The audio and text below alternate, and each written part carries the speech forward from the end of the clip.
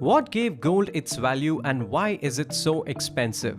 It is just another piece of rock lying under the earth along with iron and silver but costs us a fortune. Well, the answer is the demand it generates in the market and the traditional value attached to it. We have given the gold its value, and so to every other thing. It is through a human agency that material objects get their value and the market economy runs. In recent years, we have had one new item in the market that caught the attention of youth. It was not something visible and beautiful, but an invisible digital currency known as Bitcoin. Everyone was talking about it. It was supposed to make you rich if you have powerful computer systems and knowledge about them. Everyone asked a question: what is Bitcoin? Like gold, we have given it the value, and you must have seen the huge conversion rates for Bitcoin. Today, we are going to learn about the road that was taken to invent Bitcoin. My name is Siddharth, and you're watching The World of Science.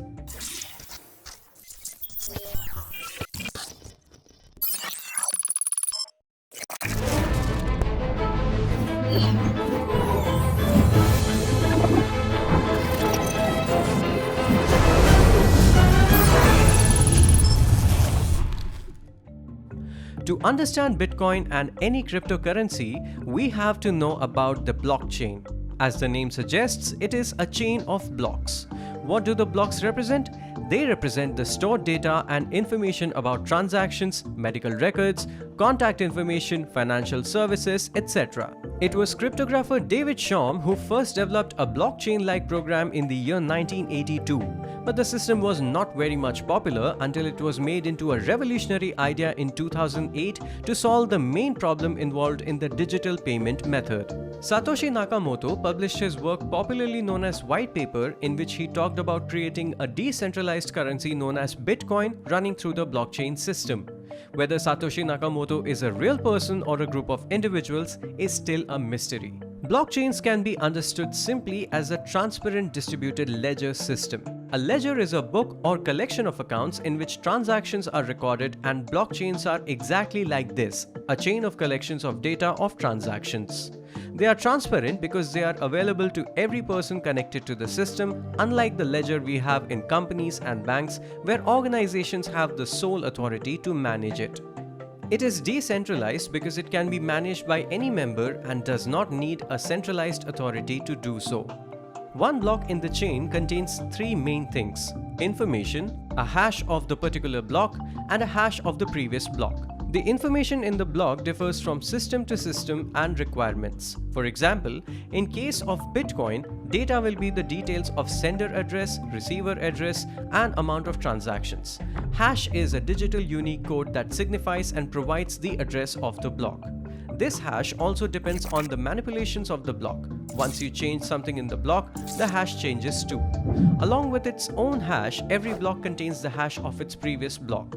Now suppose someone tries to tamper with some data in one of the blocks. Then the hash address of the block will change, that will not match with the hash address of the previous block, and thus there will be discontinuity and all further blocks will be invalid. Thus, the blockchain model is much more secure than the ordinary system as to avoid getting caught in the process of data tampering. One needs to change all the blocks that could be thousands in number and require an insane amount of time and computational power.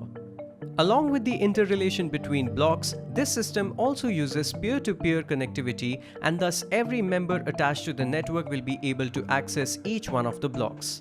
Every time a new block is created, the new block is sent to everyone on the network. They can verify it and thus increase the security parameter.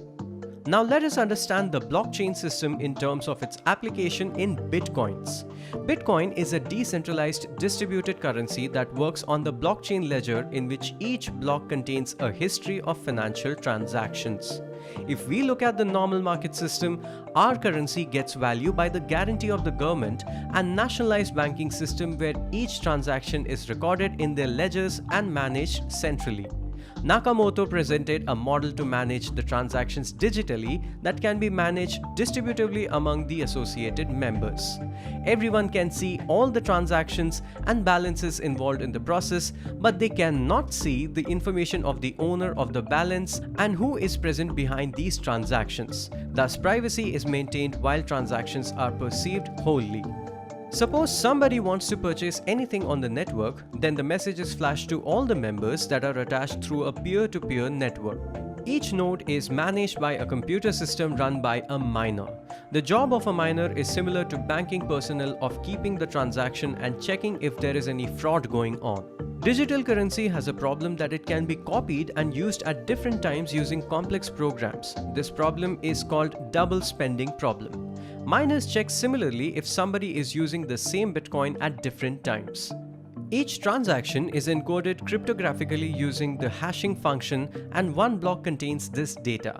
The job of a miner is to validate the block and run a hashing algorithm to come up with a 64-digit hexadecimal number that must be less than or equal to the target value of the hash of that block. Hash is the digitally encrypted code associated with the data of the transaction stored in a block, and miners all around the world try to find the legitimacy of that transaction using the complex algorithm. The one who gets to the closest value of the target hash gets paid for the work. He or she gets paid for the process of auditing and verification of transactions happening.